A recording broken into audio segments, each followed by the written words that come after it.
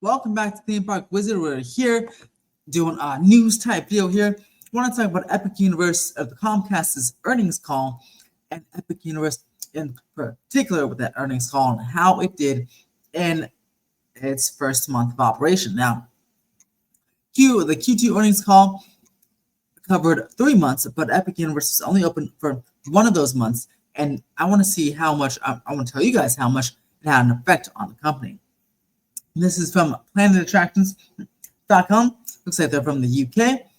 And it says Universal reported a 19% increase in revenue for Q2 2025, fueled by the launch of its new Epic Universe theme park and resort in Orlando, Florida. Now, that's huge. Remember, 19%, and it just opened 1 month. Now, this is for all of the Universal parks, but Epic Universe obviously opened, so that was the majority of the increase. So that was massive. Comcast Universal Parents Company announced its Q2 2025 revenue at the end of July, putting in earnings of $2.35 billion, up from $1.9 billion for the same quarter in 2024. Comcast CEO Brian Roberts attributed the growth to the company's theme park division, particularly the successful opening of Epic Universe, which has a positive effect on the overall Universal Orlando Resort. During the company's earnings call, Comcast President Mike Cavanaugh said that the company is pleased with the early results of Epic and already driving a higher per capita spending and attendance across the entirety of the Universal Orlando Resort, strong food and merchandise sales, and minimal impact on attendance at Universal Studios Florida and Islands of Adventure. So this is what I want to talk about as well. That last sentence was pretty key. Higher per capita spending across the entire Universal Orlando Resort. That's across all 4 parks. Higher spending, but particularly at Universal Studios Florida and Islands of Adventure, and strong food and merchandise sales. Epic Universe has lots of great merchandise as well. Captain Cacao and Celestial Park, power bands and wands and Super Nintendo World and Harry Potter, respectively, as well as some awesome merch from Dark Universe and Isle of Berk. In terms of food, Isle of Berk, the mac and cheese cones, so popular they actually came over to Universal Studios Hollywood, where they're at right now. But this is also an important aspect, the minimal attendance. Some people were suggesting that Epic Universe might cannibalize the other 2 parks. Universal had their own strategy to have that multi-day ticket they offered initially, where you can only buy like a 1-day Epic Universe ticket, but you have to go to the other parks. So it'll be like a 2-day park hopper ticket or 2-day park-to-park ticket plus 1-day Epic Universe ticket type of thing, or 3-day or 4-day or 5-day, but you couldn't just get an Epic single-day ticket until the very last minute. So that has helped keep attendance high at all the parks, because people have to go to all 3 of them, 4 of them, which is pretty awesome. Or you can buy a 1-day, then Epic Universe ticket and 1-day Universal Orlando Studios Florida ticket.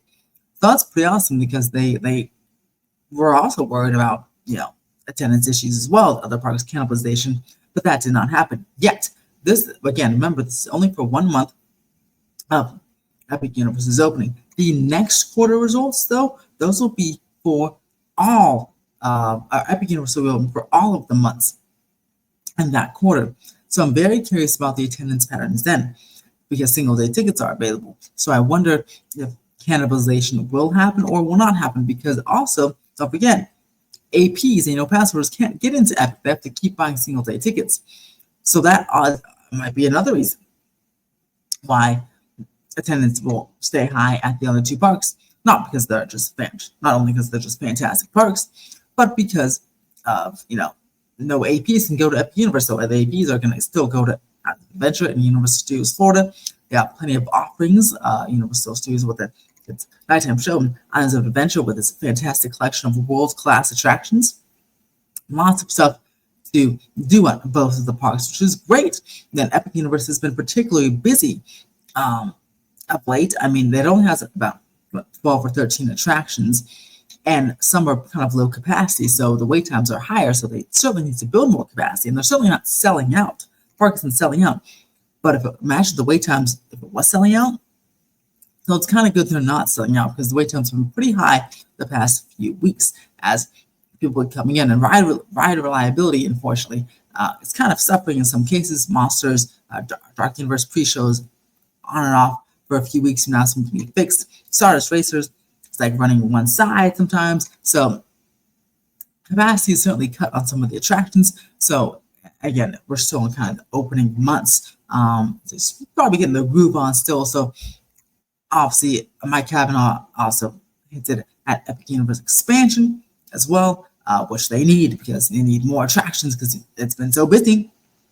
The wait times are so high.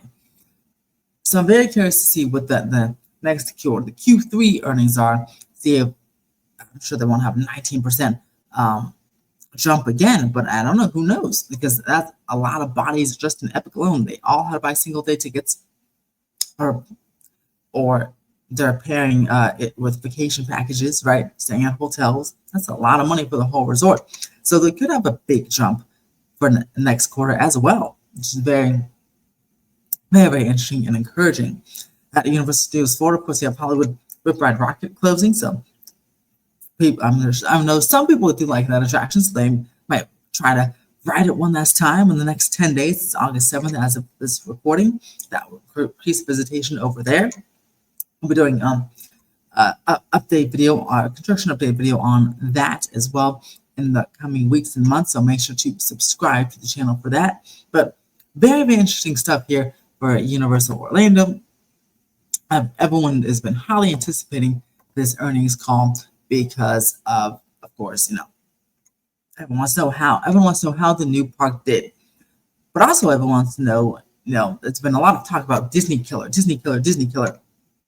But so far, that's not the case, as Disney's earnings also came out yesterday or this week, and they're actually doing just fine. I think they had a record third quarter and profits, at least, maybe not attendance, but profits.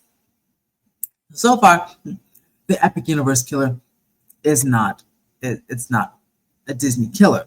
But again, Epic Universe is only open for 1 month as well in this earnings call, so that is important to note.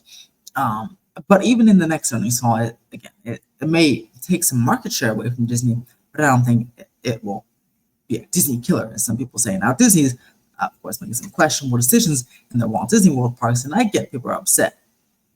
But the people that say that it's going to be a Disney killer are full of baloney, in my opinion. But hopefully it does encourage Disney to do better with their new lands and attractions, because the lands and attractions in Epic are absolutely stunning. And hey, maybe we'll get some of those here in Hollywood. We'll have to see.